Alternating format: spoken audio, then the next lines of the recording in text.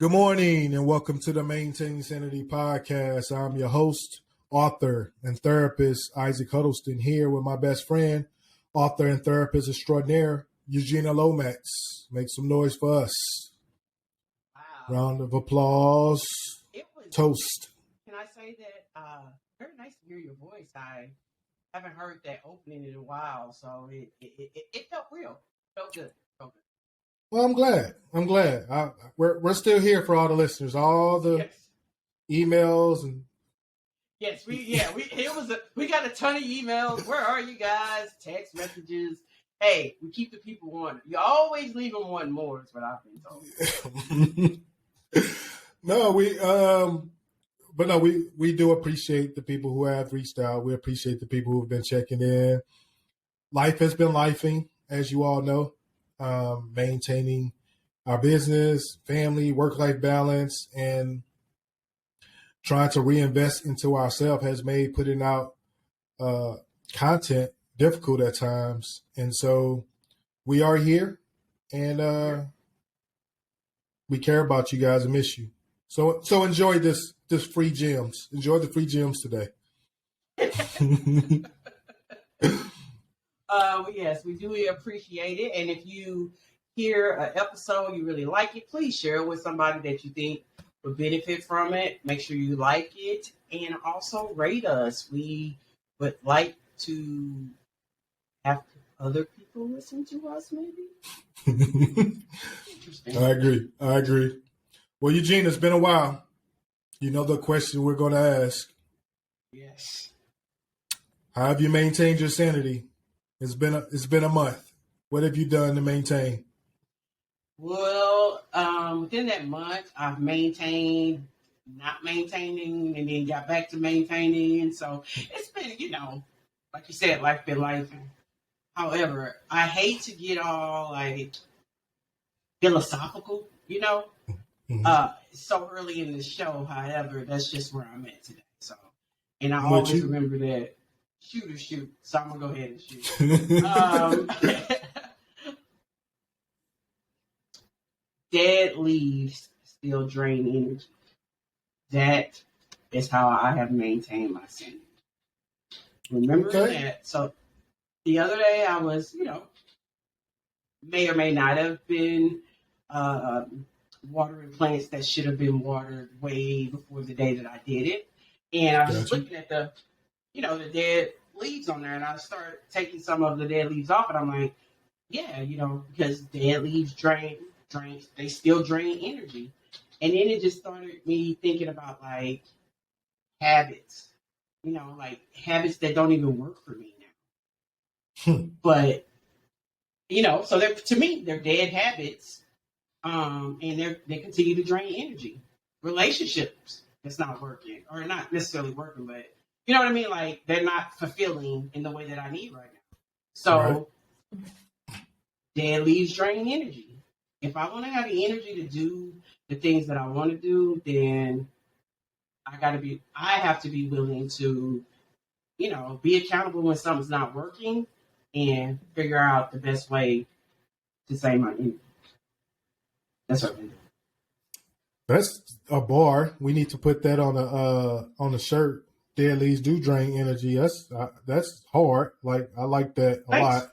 Thanks. I think it make a whole lot of sense. It definitely landed with me. That there are a ton of things that no longer work for us that are still draining our energy, and so I think it's so important for us to do that self-inventory and continue to check in with ourselves so that we can see exactly where our energies are going and what is draining us and how can we reinvest into our reservoir. So look at you. I like that. That was nice. That was nice. You on your game. Words like reservoir. I'm like, whoa. Whoa. You know what I'm saying? So Isaac, I have a question for you. Mm-hmm. Maintain your sanity in this last month or so. Good question, Eugena. And, February is my birthday month. It is. And so. Oh, Aquarius season, right? And Pisces, but Aquarius season for real. Yeah. Aquarius is. Why do you? I don't. No, I don't know about. Listeners can't see, but you had a very suspicious look on your face, like I was saying. Like I wasn't taking shots. I believe. No. I'm just saying Aquarius. We don't really, acknowledge the Pisces. It's our month. We just kind of like. I'm sorry. So I should have. Pisces, y'all okay? Y'all very average. Jokes, just jokes. Y'all cool. I'm joking. Oh my God, I'm never listening to Isaac again. He said No, I'm just joking. We can share the month. There's a space for all of us to exist in this realm. I mean, just as the UFOs has been shot down, it's space for all of us, guys. We all can we all can be here. We got to stop shooting down our alien friends. I'm trying to be cool with them, but no. In all seriousness, how I maintain my sanity was I've been fasting, and it's really been helping me. Is this intermittently? I'm sorry. What? No, it's not. Just health wise, I can continue to try to, kind of what you said, build better habits, and so having more discipline. And so I've been trying to eliminate the sugars and the salts. And even though I feel like in my brain, I'm like, I don't eat that much sugar, but I eat enough. And then the sugar and a lot of things. So just trying to eliminate that and being really more focused on my diet, because what a lot of people don't know, and this, I'm not going to get into the holistic psychology, but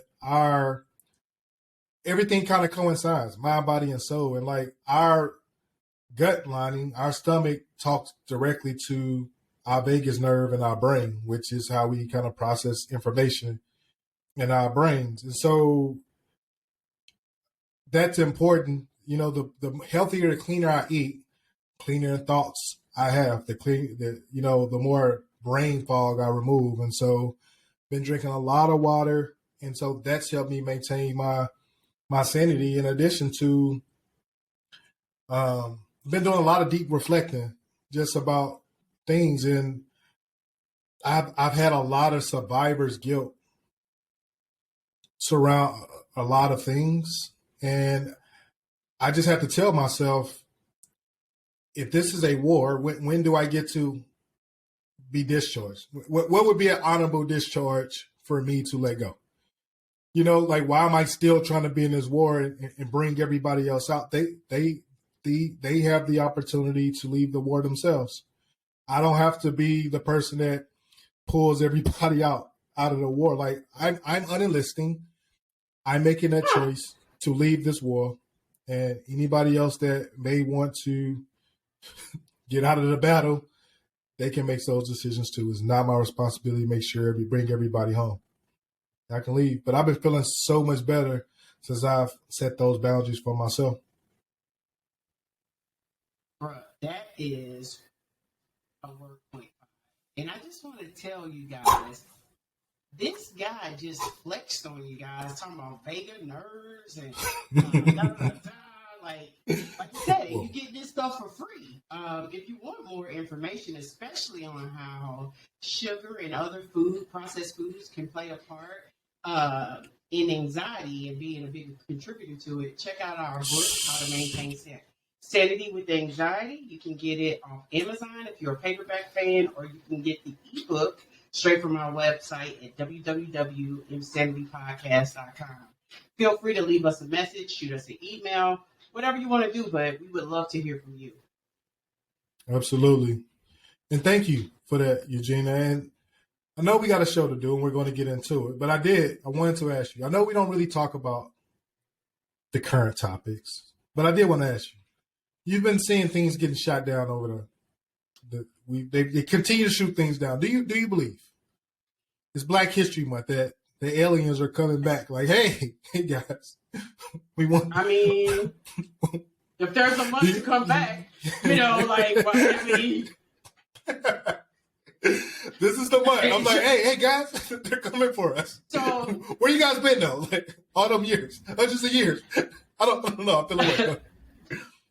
I just think that it was maybe a couple of shows ago we were recording, and I had the thought in my head. I'm like, I really need to be more engaged with these current events.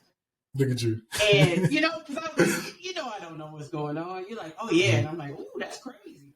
I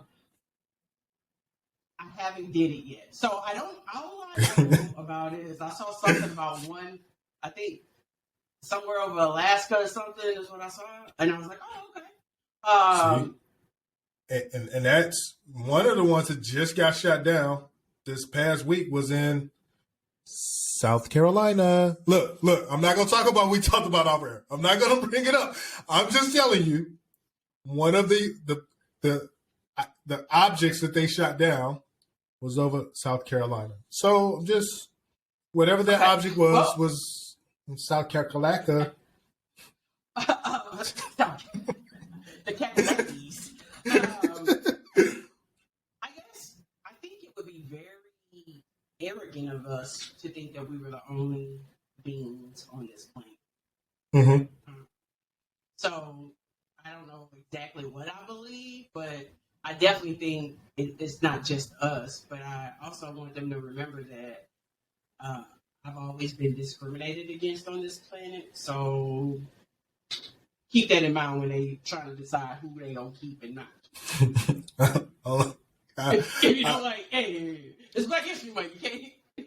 Yeah, because I got some questions. Like, you guys been up there. Been 400 years of persecution, bro. Like, y'all couldn't stop in and just like, stop. Knock this off. This is not okay. Like, I don't know. But I don't want to stay here. What's something, okay, how would you explain Black History Month to a UFO? Good point.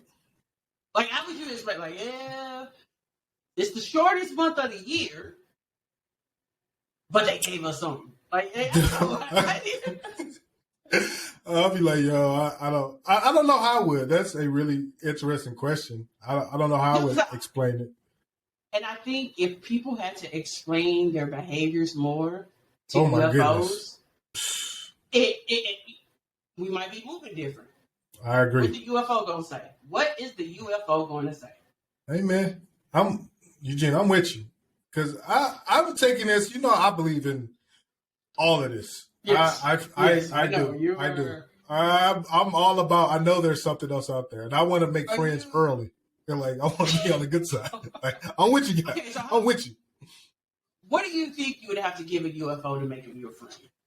See, I don't know. Because my insides are rotten. Like, I'm functioning on my second heart. So they don't want my organs. My liver's go. My heart's bad. Physically, I have nothing to offer them. So I don't know what they would want. I don't know. Maybe it's need somebody to communicate. Maybe they need me to do therapy on another world. It's got to be some trauma up there, right? Maybe they just maybe that's what they need. You know what I mean? You know what I just thought about? Our skill set is intergalactic. Look at that. Round of applause. Hey, Marlon, round of applause. Round of applause. Because we intergalactic. For sure. For sure. I almost felt like I had to say on these hoes just to make it cool, but just joking. No, we're just intergalactic.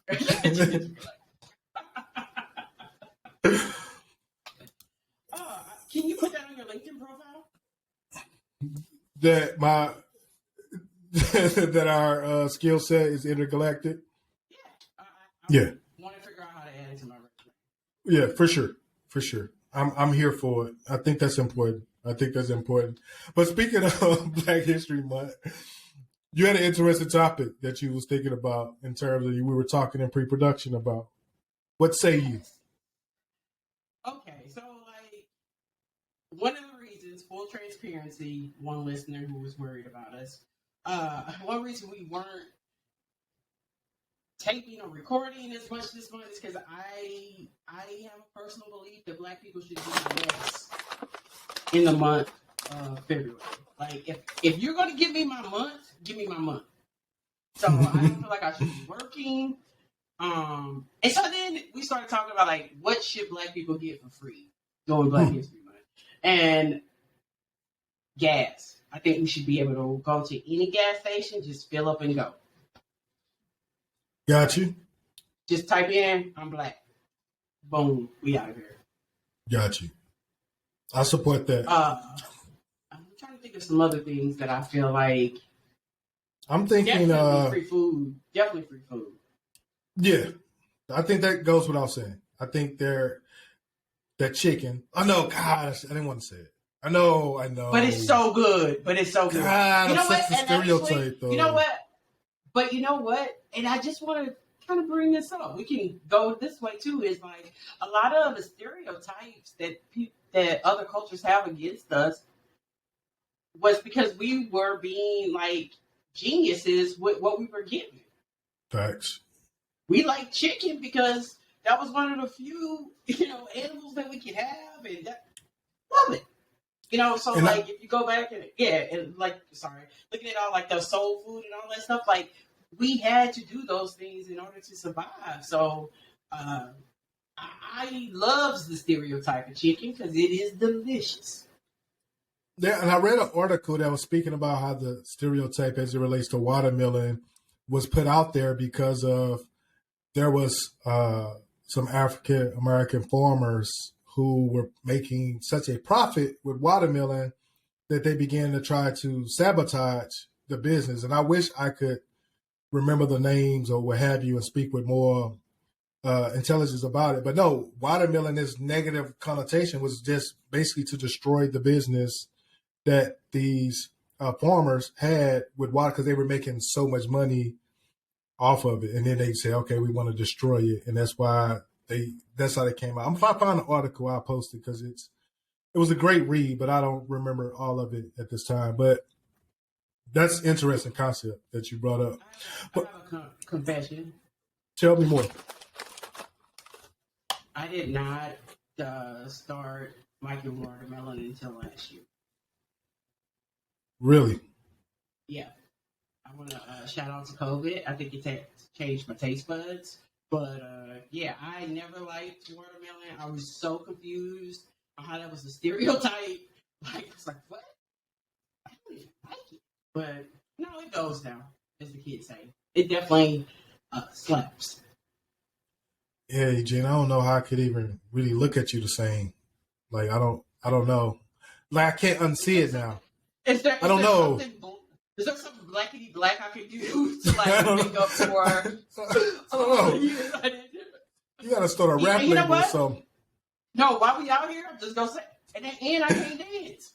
I can't dance, and I just started eating watermelon. Like, yo, it's crazy. Well, I can't dance either. I can't either. Okay. That's probably why we're friends. Like, yeah, everybody else is on the dance floor, we on the wall. It's cool. It's cool. I used to be able to dance. I remember this. And Marlon, our producer, maybe I think he was there. I had a Michael Jackson dance off in the park when I was young against my cousin Lamar. May he rest in peace. We were doing a Michael Jackson dance off, and I lost. You tell me that you lost moonwalking? Michael used to be my dude. Michael used to be my dude. Here for you, however, bro, can you do the moonwalk? And actually, more important, he just did it better. Do you remember what song y'all was dancing to? Because I think that would make a difference. Beat It. Pause. Of course. Oh. Yeah, we was in the park. Somebody had a boom box. So how old I am. Lamar was that guy. I was that guy. Dance off commenced, and he had more moves. he had more moves. I have never been in a dance off. So my God, a few questions. Tell me, was there a look across the park? Like you was just kind of doing your little thing, a little two-step, and then y'all happened to lock eyes and was like, oh, it's on. Well, for sure. There's always a look. It's always that look where it's like, okay, I'm about to give you this business. I was putting my all into it. I was trying so hard, but You only got so many moves. Only got so many. Also, that's a long song. I don't think you know how long that song is to try to dance off. That's a long song to be trying to do some moonwalk. Like, how you gonna moonwalk in the grass? It's tough. Like, you gotta think about the terrain. You know what I'm saying? The turf is messed up. That's a tough battle. Like, oh no, those are the consequences of street dancing. Like, you're not gonna have the perfect environment, you know? Like, that's what happens when you learn how to dance on the streets. But moonwalking on grass, you get it, it's tough though. Like, I don't think y'all know. Y'all know. Like, and I'm a former DB, so you know I have the backpedal game, but try to moonwalk without cleats on. I just wonder, like, did it help your calves? Like what was it? Let me get out my break. Like, Also, really important, and I'm trying not to stay here, but this is, you know, when you learn things, you know what? I actually think I only do this podcast to learn new things about you, because every episode I'm like, whoa, wait a minute. So, hold on. Did you spin? Was there a spin? I don't think you can do the Michael Jackson without a spin. Maybe that's why I couldn't remember the moves, because I had vertigo, because I was dizzy from spinning in that grass at Forest Park. Like, Wait, bro. Like, hold on. I support you, however, like, I think you might be trying to rewrite history. Like, oh, I had vertigo. Like, look, there was no such thing in the 80s, Isaac. There's no vertigo. Yeah. Vertigo, what's that? What was going on? But that, you know, like, that's one of my, like, pet peeves, or not pet peeves, but just one of the things that kind of irks me about movies that come out today, when, like, the person the movie is about is still alive. Because I feel like you're going to rewrite history in some way, right? Like, they're not going to tell us everything they did, as opposed to if another person did it more objectively. Just a random thought. Big facts. Big facts. So, yeah, you were speaking about movies and movies getting redone and things of that nature. And it got me to thinking just about some of the thoughts just about that are in culture and society. And a lot of those things come from movies. So when you think about, like, some of the movies that we've seen, let's think about Die Hard. You know, that's sending messages to men. Oh, gotta be tough. Die hard with a vengeance, always. And I'm like, no, I don't. No, Bruce, I don't want to die hard. I want a flaccid death. Give me a flaccid.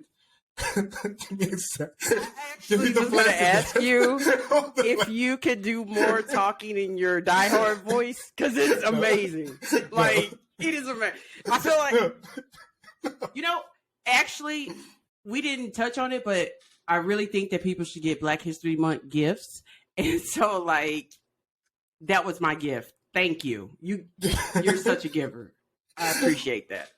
But, like, these roles and things in life, I get it. So let me ask you a question. It is Black History Month. It is. Can I ask you about a movie? Is this like a setup for, like, hey, Eugena, if you haven't seen this movie, you already lost watermelon points. Like, you've seen this movie. Okay. If I've seen it, yes. Oh, I hope it's not what movie I think you're going to ask me about, but go ahead. I'm asking you about the movies Set It Off. Oh, okay. I thought it was going to be another one. All right. You've seen that movie? I have seen that. Yeah, it's been a while, but yes. Gotcha. Who was the most selfish person in that movie, would you say? Who was the most selfish? Yeah. I don't know if I've, like, I'm going to probably say Jada. Oh, my God. I am very surprised that you said that. Tell me more. That's who I was thinking. Tell me what made Jada so selfish in this movie, please. From what you remember. I know we haven't seen it. Yeah. Because she wanted it all. You know, like, and everything had to kind of, like, maneuver. She wanted everyone else to maneuver for her. Even, what's that boy name? Blair Underwood. Like she just wanted. Man. Yeah, I would say, yeah, I would say Jada. Jada, and that's an unpopular opinion. And I caught some smoke for this thought process. And I just want to, for the listeners who may not have seen the movie Set It Off, I want to paint the picture. The movie Set It Off is about 4 women who are going through some things personally. They're living in survival mode, below poverty, so to speak. And they begin to rob banks. Okay? And that's kind of the premise of the story. And so this one lady in the movie, I can't remember her name, she's played by Jada Pinkett. She, after her brother is killed by the police, she says, yeah, I'm going to rob banks. I need to earn some revenue, what have you. And so throughout the time, Jada begins to make decisions that was based off of Jada. Jada stopped communicating. So she meets this guy, Blair Underwood, nice guy. She walks into his base that she's casing the bank. Blair Underwood comes out like, yo, I think you're beautiful. I want to get to know you, what have you, what have you. At no point does she say, hey, I'm a bank robber. Like, at no point is she her authentic self.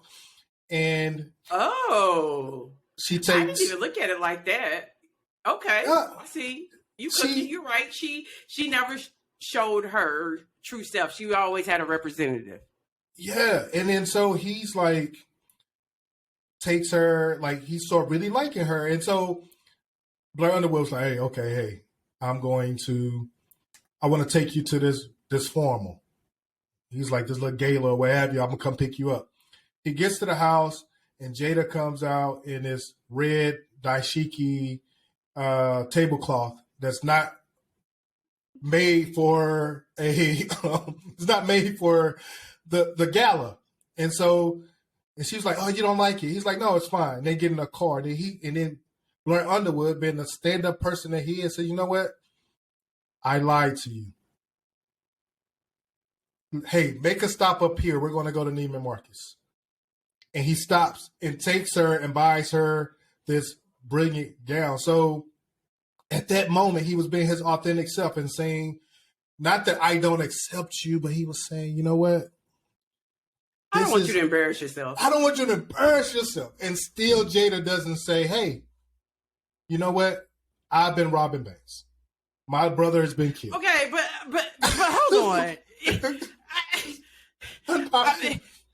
Self-preservation, I'm not walking around telling folks the crimes I've committed, like whether you like me or not. Like, some of that stuff, G-code. So I hear you. However, it ain't a lot of folks running out here telling people what they're doing. And actually, like, that's a part of the problem.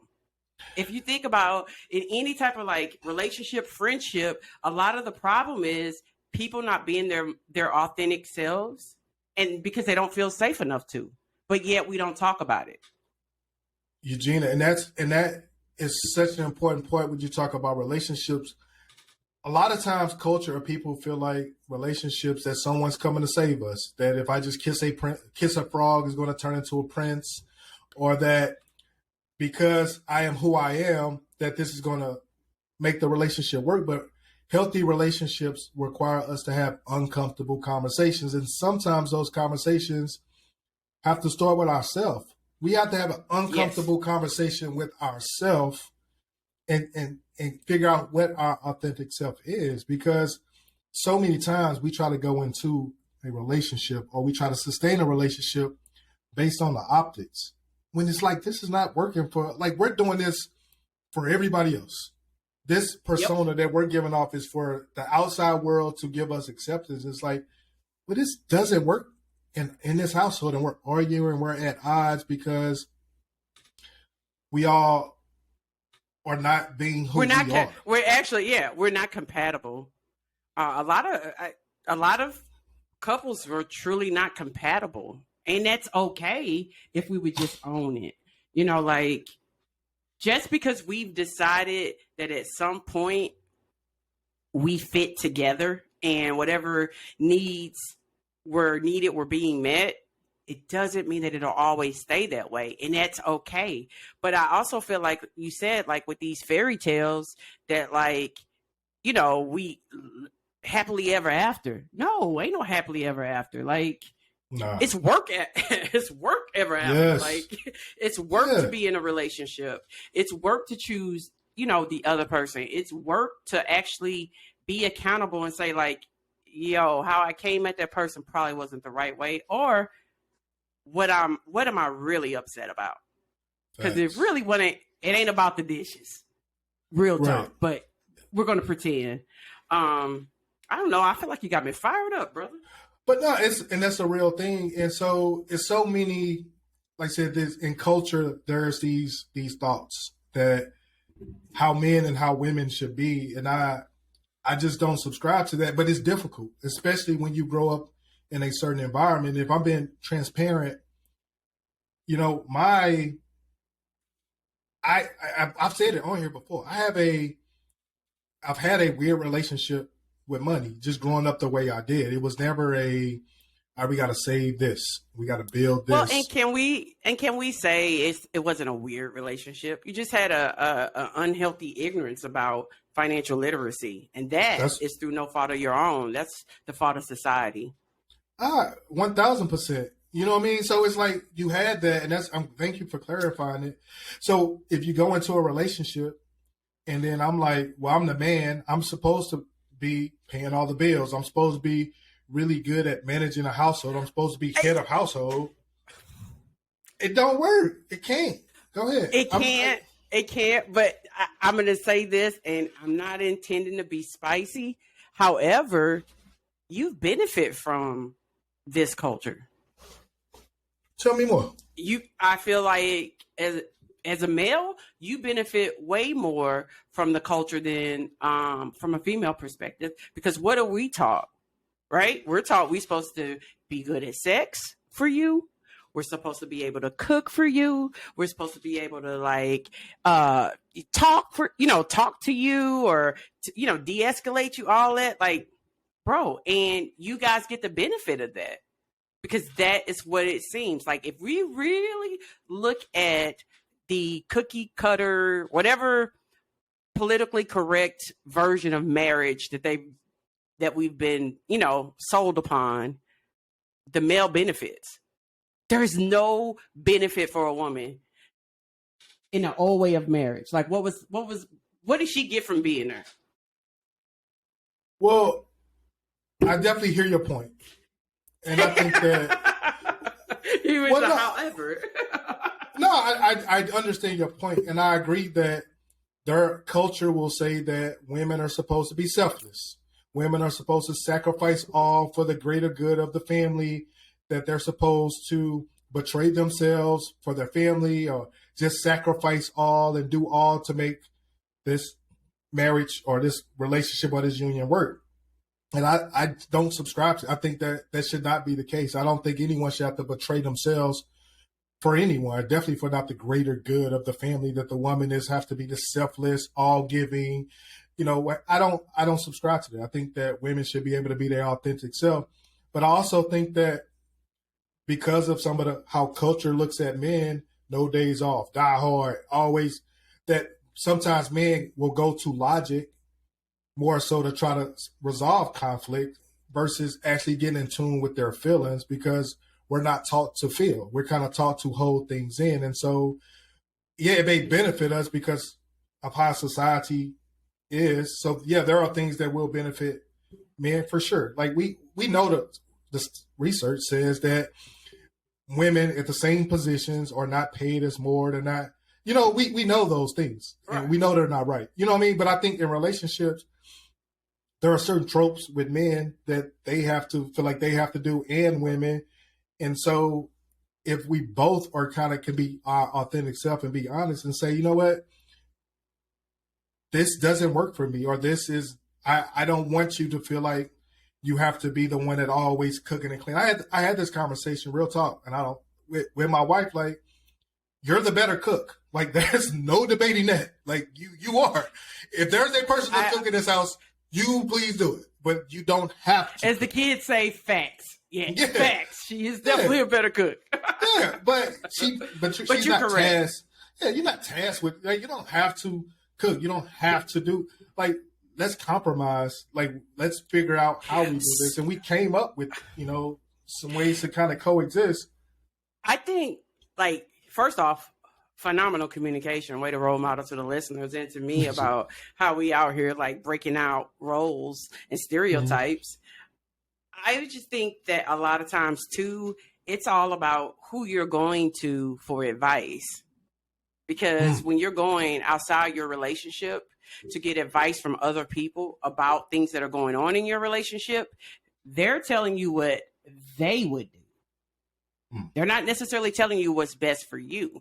And they're giving you their point of view of relationships. Whereas in what you're saying, we need not subscribe to what it used to be or what we came from. We have to subscribe to what it is right now. Is that right? Does that make sense? I feel like I'm on. That makes perfect sense, Eugenia. And that's talk that what you just said speaks about growth. Because if I'm just as a parent, I'm raising my children post-pandemic. So trying to use the playbook from when I grew up, it's different. It was the crack epidemic when I was growing up. Hey. That's couple good songs about crack too. But, right. But you know what I mean? I'm saying we just can't hold ourselves to the same standard of the way of doing things that we may have done before. It's about growth and having that communication. Like, I was watching, you inspired me to start rewatching The Wire. And so I tried to watch it because you said that you were watching it. I just didn't know that, I'm a trendsetter. Thank you. For sure. So we were watching it. We started watching it as a family on Wednesday. And so Isaiah, my son, he's just like, so freaked out about the pagers when it was reported in one of the episodes where they killed a state witness, and then somebody called McNulty and was like, "Hey, go check the newspaper to read what happened." And Isaiah was like, "Why can't just can't go on Twitter? Just can't go on the phone." Why is he not on his phone? I don't understand. He just go somewhere. Yeah. He had to go get a paper to find out. Like, if this was present day, everybody's getting information, everybody's getting everything, all at once. And so, relationships take work. It takes communication. No one's coming to save you. You are not perfect. The other person's not perfect. It takes communication and being vulnerable. Me to be able to say in this household, hey, you may be better at money than me because you have better money managing skills. Doesn't mean that it just means that we can talk about it, that I can lean on you. If you're my partner, if you're a part of me, then let's rely on each other. We're not against each other. I could be vulnerable, and, but it's different. Just so like, who are you? I just, this is nice. Just heal. Just healing. This is nice. Just trying to heal out here. I see you healed, Isaac, or healing, Isaac. But I also was going to say a lot of times too, going back to kind of what you said about men, this is an epidemic within this country if you look at any industry, but putting people in positions of power who don't necessarily have a skill set to lead. Yeah. So there's a lot of relationships where we didn't let the man be the head of the household, and we're trying to get him to spell his last name, and so people need to look at that. You said, hey, you might lead in the money department because you have that skill set stronger than mine. I may lead over here, right? But like, some people just want to give it, we're together, so this is all yours, and not touch it. And then, feign ignorance when there's a problem, as opposed to like, no, if you're not a leader, I'm not going to put you in a leadership position. Right. Just me, but I don't know. I'm just a bit spicy. But no, I think that it makes sense.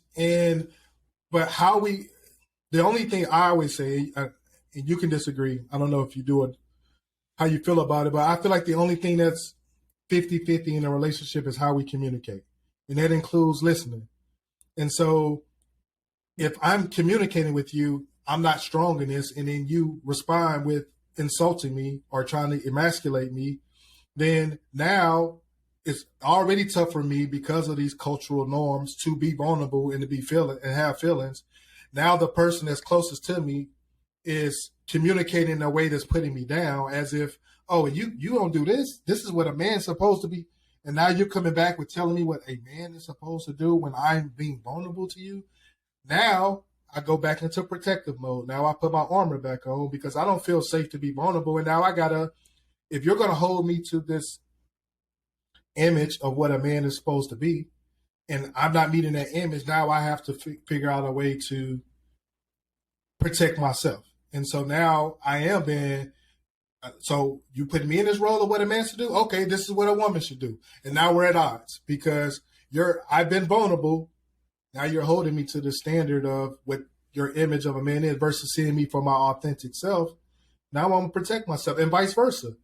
If I'm telling you that this is what a real woman should do, a real woman should be doing it, now you're protecting yourself. Now you're not feeling like, so if you're being vulnerable and I've given you a place for that authenticity to land, then now we can have healthy communication and grow. But you say it all the time, Eugene. I talk about this all the time in sessions. Most of us would avoid or try to do anything to avoid being uncomfortable. We like, think about small talk in offices. Like, people hate having to sit with themselves, right? Like, people don't want to be. I wear my headphones. I wear my headphones at the grocery store. Like, I don't even pretend like you want to talk to me. Like, no. Don't tell me about. Let me listen to this hot pot while I'm trying to get some cantaloupes. You know, like, people be trying to tell you their whole life story. Like, ma'am, I just want to know if this thing is right. Like, I don't know what you're talking about. Like, I'm just trying to see that there's no fungus on these potatoes. Stop talking to me at the grocery store. Correct. But I just want to kind of like wrap this up kind of in a way of talking about the scripts, you know, like the scripts to the movie. And in relationships, maybe we shouldn't be grabbing old scripts. Maybe we should be trying to rewrite the new ones based upon the actors that we have now. So I really appreciate like the points you made and just like being very vulnerable and letting us know what is going on, you know, at the Huddleston, what should we call it? Adobe. I was just say I was going to say hacienda, the Huddleston hacienda. Yeah, for sure. So, but hey, this felt so good to get back. I am excited. I am as well. Eugene, I don't have a positive affirmation. I don't know if there's anything else that you wanted to add to the topic, because I feel like I can talk about this forever. Yeah, I have one more thing. I have our positive affirmation. Look at you. You just cooking. Well, like, cue the music. Let's do it. Dead leaves drain energy. So if you do nothing, if you get nothing out of this episode, please just review things, relationships, practices, hobbies, all those things, and see, is it draining energy from you, or is it, you know, filling you up? And that's a boy, Eugenia. We appreciate you all for being here today. As always, you all take care of yourself, maintain your sanity. We're out. Keep maintaining. Peace.